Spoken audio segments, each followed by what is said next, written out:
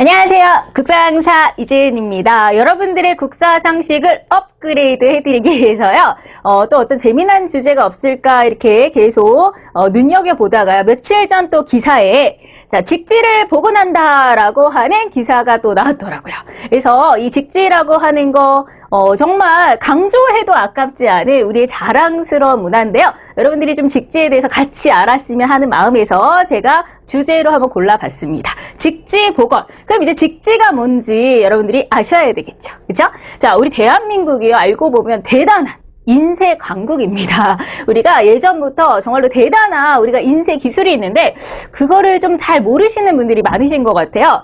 그래서 우리가 또 유네스코 UN 산하에요. 세계적인 어떤 문화재. 자, 이런 것들을 지정해서 세계적으로 지키자. 그래서 유네스코가 계속해서 세계적인 문화재들의 자랑스럽게도 이제 문화유산으로 지정을 하죠. 여러분들이 아는 것 중에서는 이집트의 피라미드, 중국의 만리장성 이런 것들이 다 유네스코가 지정한 세계 문화유산입니다. 우리나라도 있어요. 우리나라도 일단 또 경주가 빠질 수 없죠. 불국사, 석굴암, 그리고 강화도의 그 고인돌들. 자, 이런 것뿐만 아니라요. 또 수원, 화성. 우리도 문화유산으로 지정된 것이 굉장히 많습니다. 자, 그런데요. 이건 이제 문화재를 지정하는 거고요. 또 굉장히 보존 가치가 높은 것은 세계 자연유산. 우리 또 제주도가 들어가지요. 자, 그러면서 또 세계 기록유산도 있습니다. 이건 세계적으로 정말 가치를 인정받을 만한 기록물들을 따로 세계 기록유산으로 따로 지정을 하는데요. 자, 바로 이 직지가요. 세계 기록유산에 등록되어 있는 정말 우리나라의 손가락 꼽는 자랑스러운 기록물이에요. 자, 그러면 세계 문화유산은 꽤 다양한데요. 세계 기록유산은 현재까지 전부 총 11개가 우리 지정되어 있습니다. 그 11개에 이제 뭐가 들어가냐면요. 여러분들도 많이 들어봤을 법한 것들이에요. 자, 우리의 자랑 훈민정음. 자, 지금 여기에 적어놓은 거는요. 지정된 순서대로.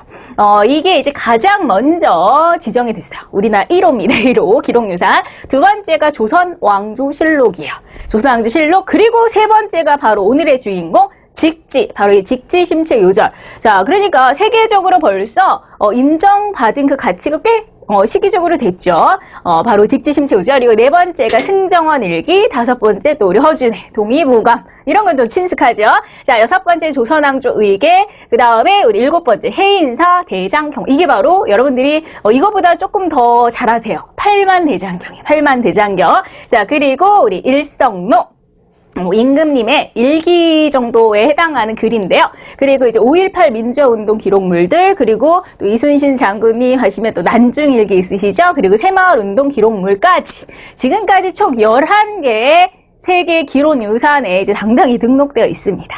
그 중에서도 오늘은 바로 이 직지, 고려시대에 만들어진, 우리 인쇄입니다. 인쇄물이고요. 자, 그러면 우리 팔만대장경, 바로 해인사 대장경판하고 우리 직지하고 제가 조금 이야기를 해드릴 건데요. 자, 여러분들 지금부터 굉장히 자랑스러워 하셔도 됩니다.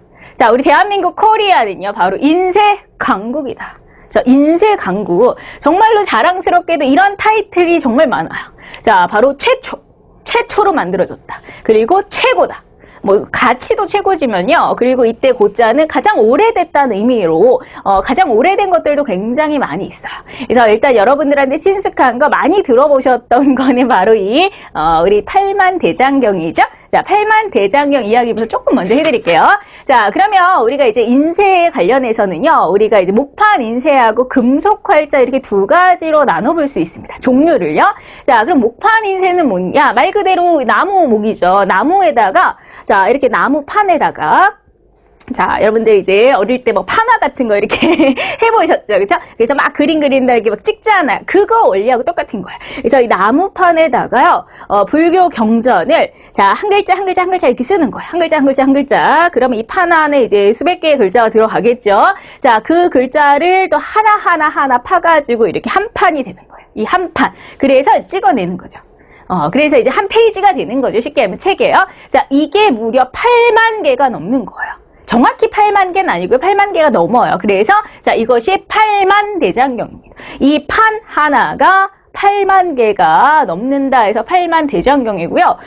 지금 어디에 보관되어 있어요? 경남 합천 해인사에 보관되어 있습니다.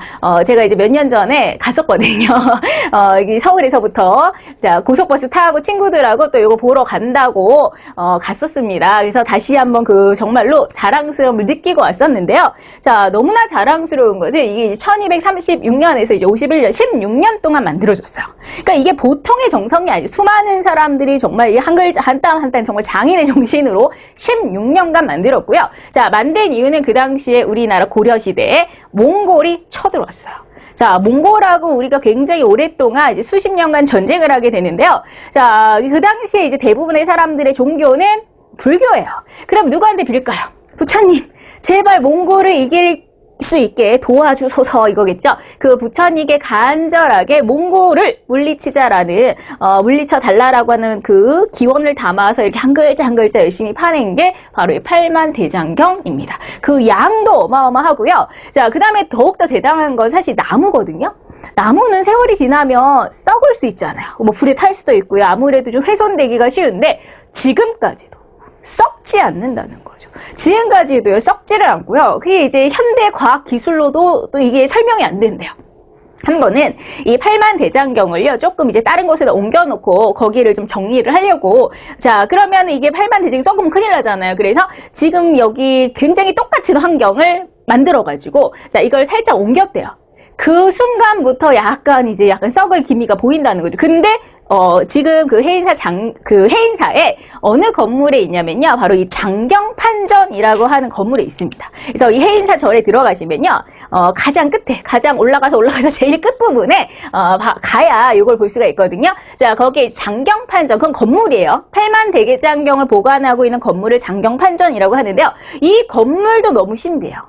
자, 이 건물 자체만 또 이 유네스코가 지정한 세계 문화유산에 등록되어 있어요. 그러니까 이 건물 자체가 너무 세계적인 문화재인 거죠. 그러니까 보세요. 자, 해인사에 있는 장경판전 이 건물이랑 그리고 장경판전 안에 보관되어 있는 바로 이 8만 대장경, 해인사 대장경판 이것이요. 두 개가 다 유네스코가 지정한 문화유산인 거죠. 하나는 문화유산, 하나는 기록유산이요. 그러니까 이렇게 동시에 또 이렇게 두 가지가 이게 동시에 지정되는 일이 거의 없다고 하는데 또 이렇게 우리가 너무 자랑스러워. 그러니까 이 건물이 너무 신기한 게요. 그러니까 썩지를 않는 거예요. 이 나무가 썩지도 않고 심지어는 벌레 한 마리가 들어오지도 않는데요. 그래서 기가 막히게 이 바람의 통풍 조절 같은 것도 다 해서 이 나무가 정말로 썩지 않게 그렇게 그리고 굉장히 이제 심혈을 기울였죠. 그 어마어마한 자 여러분들 그거 다 한자로 쓰여진 이 판이 지금 8만 개 넘는데 오타 하나가 없다는 거죠. 그 정도로 엄청나게 이제 우리가 노력해서 만든 게 이제 8만 대장경 세계 기록 유산입니다.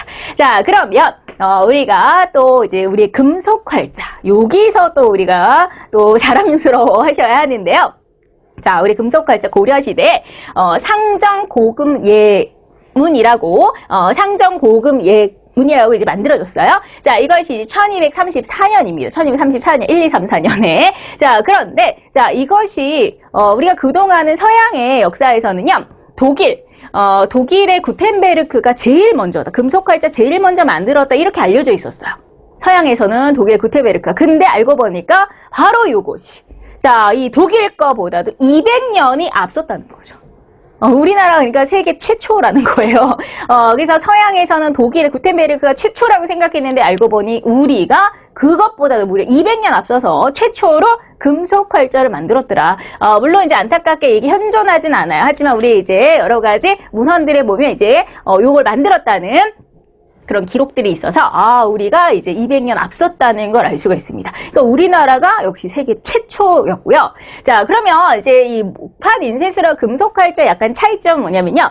목판은 이렇게 나무판에다가 이거를 하나하나 다 해가지고 이제 한 페이지를 만드는 거죠. 그리고 그걸 찍어내는 거예요. 자, 찍어내는 거고요. 근데 이제 금속활자 같은 경우는 한 글자 한 글자를 만드는 거예요. 한 글자 가, 나, 다, 라 이런 식으로 만들어서요. 자, 그러면 이걸 막 조합을 할 수가 있겠죠. 이 글자 갖다가 이렇게 갖다가 붙여서 만들고 이렇게 왔다 갔다 하면서 자 그래서 훨씬 더 다양한 우리가 글을 만들 수 있는 건 이거죠. 이거는 판을 통째로 만드니까 변형을 할 수가 없죠. 그렇죠? 그래서 이 판을 그냥 계속 대량으로 찍는 그런 거라면 금속활자는 한 글자 한 글자에서 조합이 가능하고요. 그리고 아무래도 아무래도 나무보다는 훨씬 더 이제 보관이라든지 이런 게 괜찮겠죠. 그렇죠? 그래서 우리 목판 인쇄술 금속활자의 대표적인 이거 다 고려시대인데요.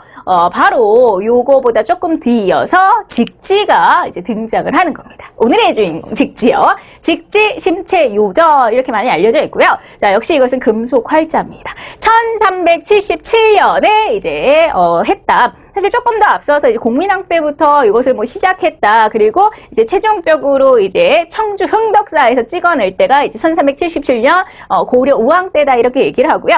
청주 흥덕사에서 백운화상이 간행을 했다. 역시 불교에 관련된 책이라고 보시면 돼요. 불서라고 보시면 되고요. 자, 그러면 자, 이 직지심체 요절은 이제 언제 만들어졌다고요? 1377년. 이것은 그러면 독일의 구텐베르크보다도 70년이 앞섰어요.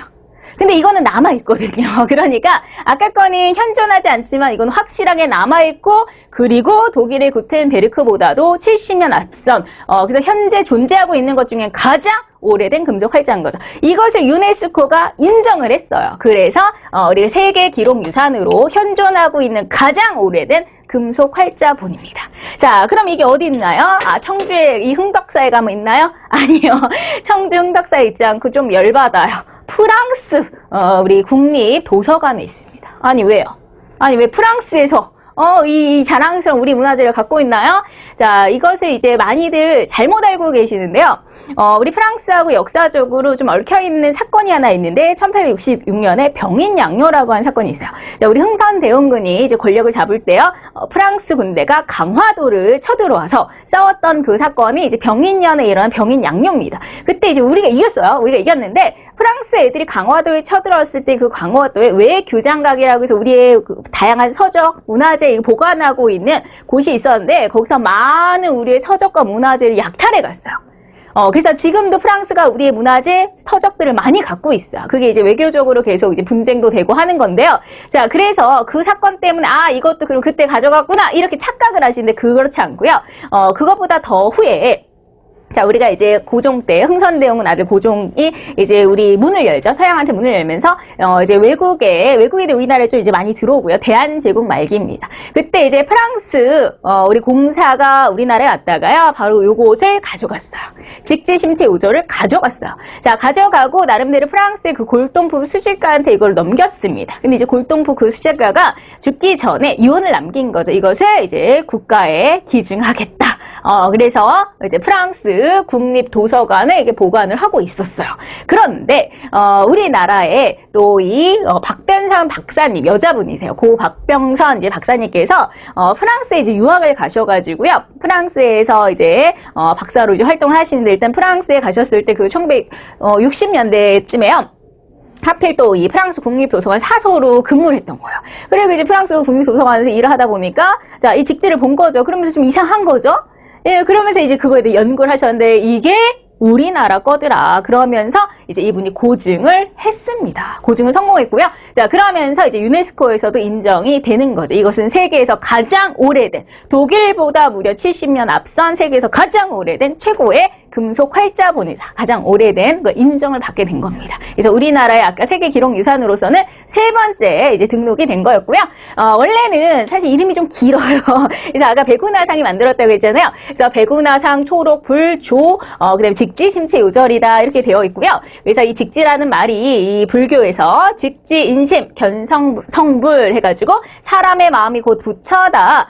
여기서 이렇게 나왔다고 합니다. 그래서 지금 제가 사진을 준비했는데요. 이 사진 보이세요? 여기 두 글자 직지 이렇게 써 있습니다.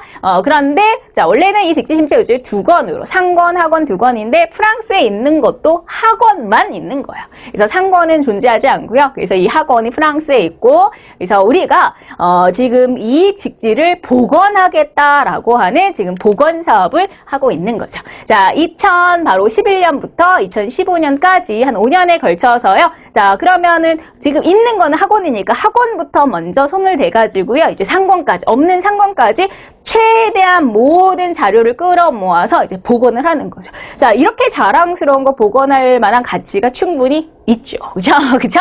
자, 그래서, 이것을 또 우리의 그 무형문화재 분께 부탁을 해가지고요. 전통의 방식 그대로 복원을 해내고 있다고 합니다. 저는 너무 기대가 되거든요. 이 복원이 됐을 때, 한번 이제 또 가봐야 되겠구나. 2015년에. 여러분들도 기대를 좀 많이 해주시고요. 나중에 완성됐을 때 좀 이렇게 뿌듯해함을 여러분도 같이 좀 공감하셨으면 좋겠습니다. 좀 아쉬운 게요. 우리가 이렇게 자랑스러운 게 참 많아요. 우리나라가 알고 보면 잘하는 것도 많고 참 대단한 것 같은데 지금 보면 우리나라가 뭐 인생 강국인지도 모르고 많이 지내왔잖아요. 그러니까 그런 것들을 조금 잘 명맥을 잘 못 유지하는 거 아닌가 이런 좀 아쉬움이 있는데요. 여러분들도 같이 좀 반성하면서 대한민국 후손들로서 같이 좀 반성하면서 직지 많이 기대해 주시길 바라겠습니다. 자, 다음에도요. 여러분들도 상식을 또 업그레이드 할 수 있는 재미난 주제로 여러분들 찾아뵐게요. 감사합니다.